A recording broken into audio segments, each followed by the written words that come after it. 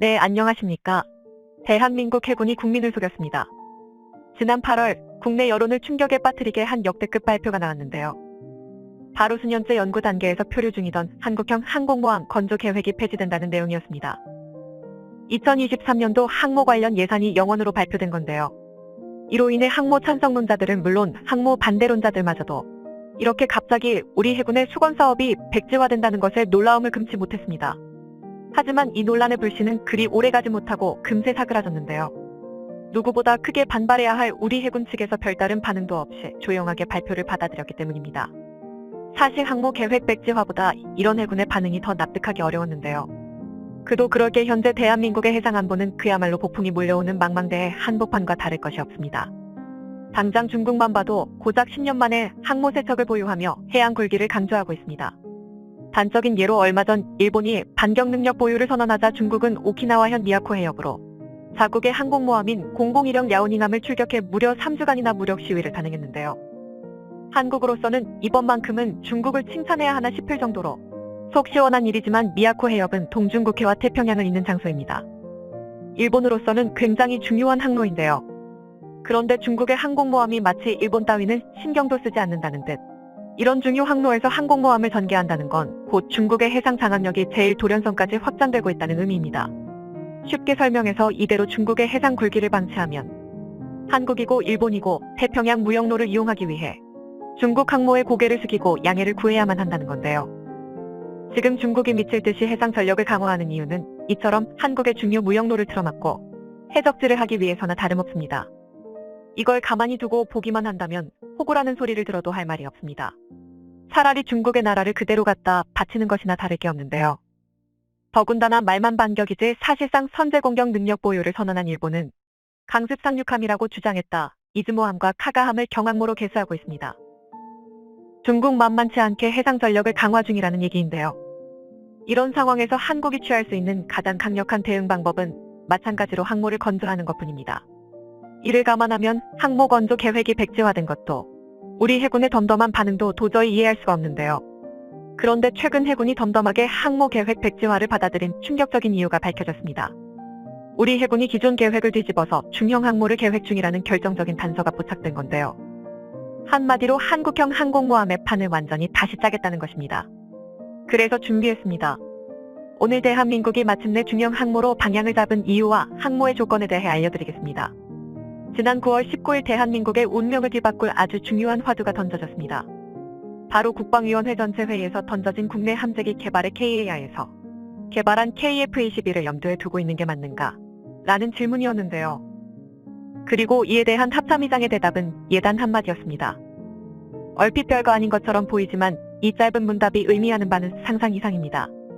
우선 당장 눈에 보이는 건 KF-21의 함재기형이 개발된다는 것입니다. 지난 DX코리아 2022에서 모형이 공개되면서 전 세계의 관심을 한몸에 받았던 KF-21N인데요. 그리고 이는 당연히 한국형 항모에 탑재하기 위함입니다. 세계 어느 나라도 단순히 해외 수출을 목적으로 함재기를 개발할 리는 없습니다. 심지어 KF-21N의 국내 개발 가능성 연구는 개발 가능이라는 결론으로 마무리되고 있습니다. 즉 정황상 KF-21N이 한국형 항모의 함재기로 결정된 셈인데요. 그렇다면 자연스럽게 한국형 항모는 중형 항모 이상의 크기가 될 수밖에 없습니다. 실제로 합참의장은 경하 배수량 3만 톤급 경항모 크기로는 KF-21N을 운용하는 게 불가능하다고 발언했는데요. 그 이유는 아주 간단합니다. 항모를 단순히 함재기를 옮기는 운송수단으로 사용할 게 아니라면 중형 항모가 필수적이기 때문인데요. 경항모에서는 수직이 착륙기가 아닌 함재기를 이함시킬 수 없습니다. 사실 이것이 한국의 항모 계획이 표류하게 된 가장 큰 이유인데요. 일례로 경항모 계획이 최초 제안되었을 때 우리 군에서는 F-35B를 함재기로 추진하고 있었습니다. 다른 이유 없이 오직 현존하는 유일한 수직이 착륙기라서인데요. 현대 전투기가 이륙하기 위해선 최소 1200에서 1500m의 활주로가 필요합니다. 하지만 전장만 1500m가 넘는 함선을 만드는 건 당연히 불가능한데요. 함선은 배수량과 관계없이 물리적인 한계상 크기에 제한이 뚜렷합니다. 대표적으로 님이 지금만 봐도 배수량이 10만 톤이 넘는 대형 항모지만 총장은 332m가 조금 넘습니다. 반대로 중국의 랴오닝함은 54,500톤의 중형 항모지만 크기는 별 차이가 없는 306.4m입니다. 즉 아무리 항모의 크기를 키워봐야 300m 남짓이 한계라는 건데요. 그래서 항모는 짧은 활주로를 극복하기 위해 맞바람, 스키 점프대, 캐터펄트 등 다양한 방법을 사용하고 있습니다. 하지만 그럼에도 불구하고 배수량 3만 톤급 경항모는 전장이 300m 미만이라서 일반적인 방법으로 함재기를 이함시킬 수 없는데요. 그렇기 때문에 F-35B가 강제되는 것입니다. 짧은 활주로에서 엔진이 직선으로만 분사되어서는 충분한 양력을 얻을 수 없으니 엔진 분사를 추진과 상승에 모두 사용하는 건데요. 게다가 수직 이착륙기는 착함 시에도 강제로 함재기의 속도를 늦추는 어레스팅 기어 없이도 수직으로 착륙할 수 있어서 소태, 즉 출격 횟수가 많다는 장점이 있습니다. 이처럼 단거리로 이륙하고 수직으로 착륙하는 방식을 하지만 STOVL에는 치명적인 단점이 있습니다. 다름 아닌 F-35B 그 자체가 문제인데요. F-35B는 수직 이착륙기라는 특성상 무장과 연료 탑재량이 상당히 제한적입니다. 일반적인 공군용 기본형인 F-35A의 최대 이륙 중량은 31,751kg이지만 F-35B는 그보다 약 4.5톤이나 적은 27,215kg에 불과합니다. 더군다나 호버링 무려 181캔이나 되는 추력을 발생시키는 BMW F-135PW600 터보팬 엔진을 수직으로 걷었다 폈다 하니 정비 등이 대단히 까다로운데요. 그리고 무엇보다 F-35B는 미국의 최신의 기체인 만큼 미국의 간섭을 배제할 수도 없습니다. 당장 정비만 봐도 F-35B는 모직 호주와 일본에서만 창정비가 가능하고 미국 보안 규정상 우리가 원하는 무장을 마음대로 장착하기도 어렵습니다. 쉽게 말해 F-35B에 어떤 미사일을 탑재할지 미국이 결정한다는 건데요. 게다가 F-35B는 단순히 도입한다고 끝이 아니라 인티그레이션이라는 작업을 거쳐야 합니다. F-35B 같은 현대 전투기에 새로운 무장 탑재하고 사용하기 위해선 컴퓨터의 보조가 필요한데 우리가 아무리 우수한 공대함 공대지 무장을 개발한다 하더라도 인티그레이션을 거치지 않는 이상 F-35B에서 사용할 수 없습니다. 그리고 당연히 이 과정에도 미국의 허락이 필요합니다. 이래서는 도저히 한국의 함재기라고 부를 수 없는데요. 하지만 함재기 없는 항모는 레이더 달린 깡통이나 마찬가지입니다. 문제는 여기서 끝이 아닙니다. 수직 이착륙의 특성상 항모 갑판은 1000도가 넘는 초고열에 지속해서 노출되고 있는 곧 비행 갑판에 치명적인 손상을 일으킵니다. 이 문제는 아직 미국조차 완벽히 해결하지 못한 난제인데요. 이런 상황에서 무턱대고 경항모를 건조했다가는 한 번 작전을 나갈 때마다 가슴을 졸여야 하는 신세나 다를 게 없습니다. 단적인 예로 일본은 다용도 운용모함이라는 괴상한 함종으로 운용하던 이즈모함을 항공모함으로 개장했는데요. 하지만 정작 갑판 손상에 대한 대비는 전혀 되어 있지 않습니다. 심지어 이즈모함은 만재 배수량 27,000톤의 전장은 248m에 불과한데요. 딱 우리 해군에서 기존에 계획하던 경항모와 유사한 크기입니다. 그때도 F-35B에 수직 이착륙에 전적으로 의존해서 스키 점프대를 설치하지 않았습니다. 그만큼 갑판에 가해지는 부하가 기하급수적으로 치솟을 수밖에 없습니다. 앞서 말한 F-35B의 모든 단점을 그대로 답습하는 건데요. 더군다나 문제는 여기서 끝이 아닙니다. 이즈모함의 크기로는 F-35B를 아무리 꽉 채워봐야 11에서 14대가 고작입니다. 이 정도면 F-35B의 소티가 아무리 높다 하더라도 항모 대 항모로는 실질적인 무력 행사가 불가능한 수준인데요. 현대에 운용 중인 경항모가 손에 꼽을 만큼 적은 결정적인 이유입니다. 당장 중국의 001형 항공모함인 야오닝함만 봐도 만재 67,500톤의 제25-24대를 탑재할 수 있는데 고작 절반에도 못 미치는 11대로는 이도 저도 아닌 애매한 물건밖에 될 수 없습니다. 이런 상황에서 한국이 KF-21N과 함께 중형 항모를 건조하는 건 필연인데요. 하지만 아직 고민거리는 남았습니다. 결국 돌고 돌아 다시 함재기 이함 방식이 문제가 되는 것입니다. 이제 남은 건 캐터펄트를 사용하는 CATOBAR과 스키 점프대를 이용하는 STOBAR인데요.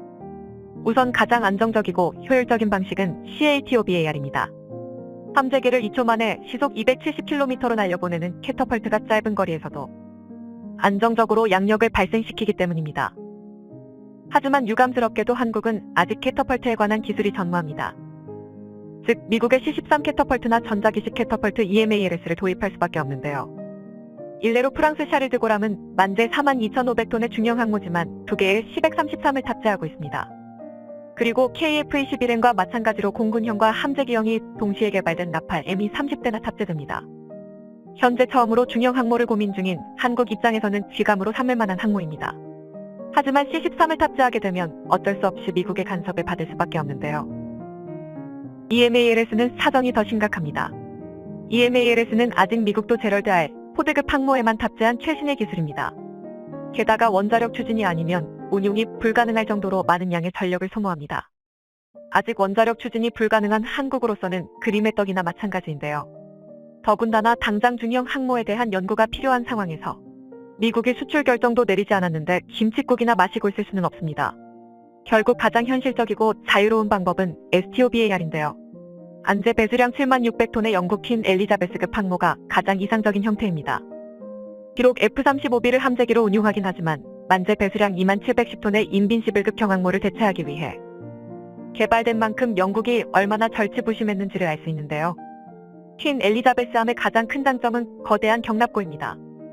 F-35B만 최대 36대를 탑재할 수 있고 대잠 헬기 등을 포함하면 무려 60대를 탑재할 수 있습니다. 이 정도면 동급 배수량 항모 중에서는 독보적으로 많은 탑재량입니다. 게다가 56개의 자동화 카트를 이용해 탄약, 물자 등을 자동으로 갑판까지 수송할 수 있는데요.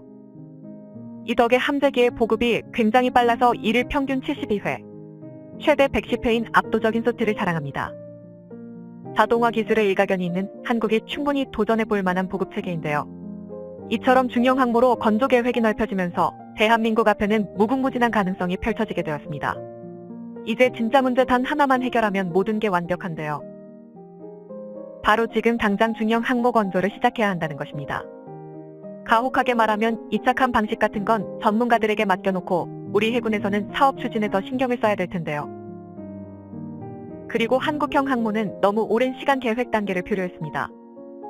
실제로 전문가들은 지금 당장 연구 개발을 시작하더라도 최소 10년이 필요하다고 보고 있는데요. 부디 새로운 기회를 얻은 한국형 항공모함이 이번에는 추진력을 잃지 않고 하루빨리 시작되길 바랍니다. 시청해주셔서 감사합니다. 영상이 도움이 되셨다면 구독과 좋아요 부탁드리며 다음에 더 유익한 영상으로 찾아뵙도록 하겠습니다.